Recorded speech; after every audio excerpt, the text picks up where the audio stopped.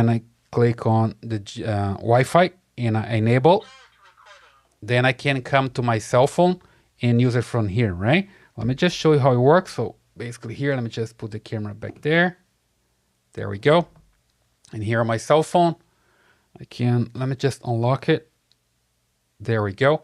Then I open the app. And here I need to connect to my camera. So basically I need to enable the Wi-Fi first. If it's not enabled, here we go with the Wi-Fi.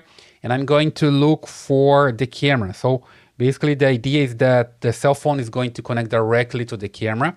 So when you enable there, it's going to show up here.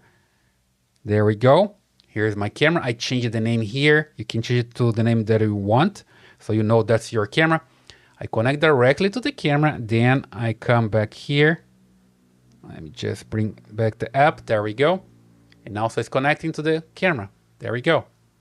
Now I have it, the camera already working back there. And I can see from my cell phone. Let me just change here to a different camera. There we go. Okay, so I have the other camera now. So it works pretty fine.